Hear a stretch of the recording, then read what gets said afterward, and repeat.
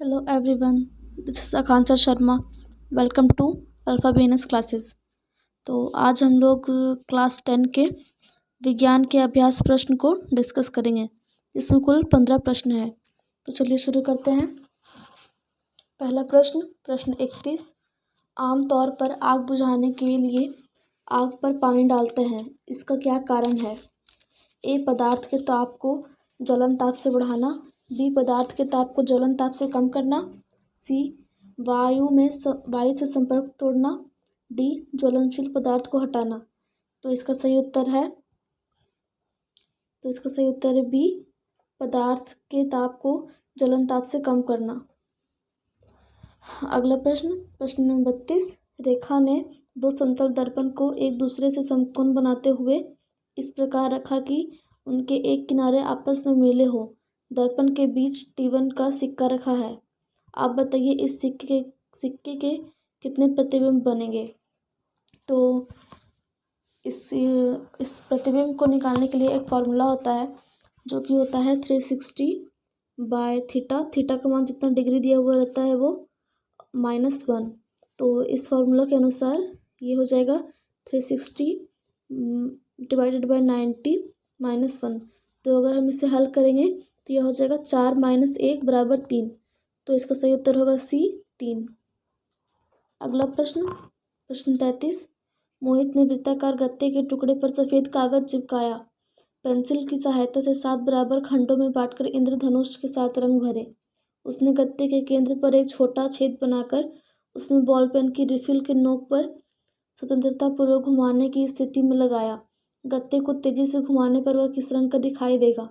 ए. इंद्रधनुष के 7 रंग. बी. सफ़ेद. सी. लाल. डी. काला. तो इसका सही उत्तर है बी. सफ़ेद. प्रश्न 34. वाष्पीकरण के लिए कौन सा कथन सत्य है? ए. गलनांक पर द्रव वाष्प में बदलता है. बी. केवल क्वथनांक पर ही द्रव वाष्प में बदलता है. सी. क्वथनांक से अधिक ताप पर द्रव वाष्प में बदलता है. डी. बिना क्वथनांक पर पहुँचे द्रव वाष्प में बदलता है. तो इसका सही उत्तर है डी. बिना क्वथनांक पर पहुँचे द्रव वाष्प में बदलता है. प्रश्न 35. दो वस्तु ए और बी के बीच F न्यूटन का गुरुत्वाकर्षण बल कार्य कर रहा है. यदि दोनों के मध्य की दूरी को पहले की अपेक्षा आधा कर दिया जाए तो गुरुत्वाकर्षण बल क्या होगा? तो फोर्स का फॉर्मूला होता है F = G(m)m/r². r होता है दो जो चीज़ें दी रहती है, दो वस्तु उनके बीच की दूरी. तो अगर हम यहाँ पे r को हाफ कर देंगे तो यह हो जाएगा F = G(m)m/1/2 का स्क्वायर. तो अगर हम इसे सॉल्व करें तो यह F बराबर हो जाएगा G(m)m/1/4. तो फिर अगर हम इस 4 को इस F की तरफ ले जाएं तो यहाँ पे गुरुत्वाकर्षण बल हो जाएगा 4F. तो इसका सही उत्तर होगा सी 4F.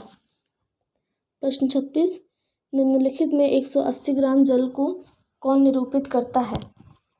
तो हमें ये पता होना चाहिए कि वाटर यानी जल H2O में,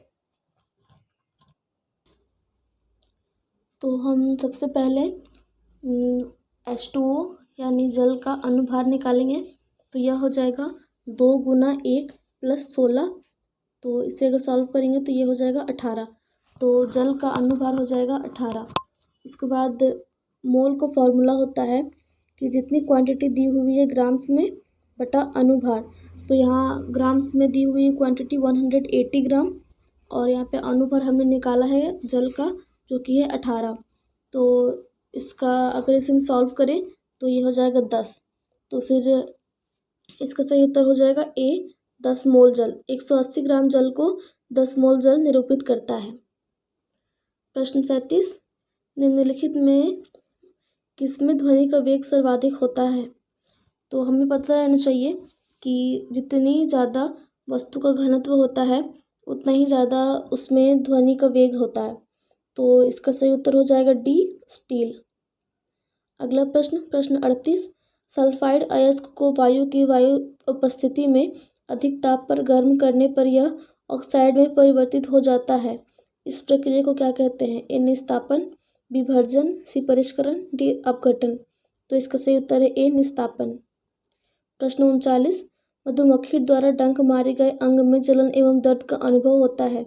इससे आराम पाने के लिए निम्नलिखित में मुख्य रूप से किसका उपयोग किया जा सकता है? ए बेकिंग सोडा, बी नींबू का रस, सी सोडियम हाइड्रोक्साइड, डी सिरका। तो इसका सही उत्तर है ए बेकिंग सोडा। प्रश्न 40, अमोनिया के सभी नमूनों में नाइट्रोजन और हाइड्रोजन के द्रव्यमानों का अनुपात 14:3 रहता है। यह किस नियम के अनुकूल है? ए पदार्थ के अनस्वरता का नियम, बी स्थिर अनुपात का नियम, सी गैसीय आयतन का नियम, डी परिवर्तनशील अनुपात का नियम। तो इसका सही उत्तर है बी स्थिर अनुपात का नियम। प्रश्न 41, शिशु में लिंग का निर्धारक किसके द्वारा होता है? ए पिता के प्राप्त गुणसूत्र पर, बी ऑटोसोम पर, सी माता के प्राप्त गुणसूत्र पर, डी माता और पिता दोनों से प्राप्त गुणसूत्र पर। तो इसका सही उत्तर है डी माता और पिता दोनों से प्राप्त गुणसूत्र पर। प्रश्न 42, निम्नलिखित में कौन सी संरचना ऊतकों की मरम्मत तथा अंगों में खाली स्थान को भरने में सहायता करता है? ए एपिथेलियम ऊतक, बी पेशीय ऊतक, सी एरियुलर ऊतक, डी वसा ऊतक। तो इसका सही उत्तर होगा ए एपिथेलियम ऊतक। अगला प्रश्न 43, पुष्पीय पौधों में जनन अवस्थाओं का सही क्रम क्या है? तो इसका सही उत्तर है डी युग्मक, युग्मनज, भ्रूण, नवोद्भिद। अगला प्रश्न 44, निम्नलिखित में कौन सा कथन सत्य है? कथन 1, एंटीवायरल औषधि का बनाना एंटीबैक्टीरियल औषधि के बनाने की अपेक्षा कठिन है। कथन 2, क्षय रोग वायु द्वारा संचारित होती है। कथन 3, खांसी जुकाम डेंगू आदि रोग के कारण जीवाणु है, जबकि हैजा पेप्टिक अल्सर आदि विषाणुओं द्वारा होते हैं। कथन 4, टीकाकरण का समान नियम यह है कि शरीर में विशेष संक्रमण प्रविष्ट कराकर प्रतिरक्षा तंत्र को मूर्ख बना सकते हैं। तो इसका सही उत्तर होगा सी, केवल कथन 1, 2 और 4 सही है।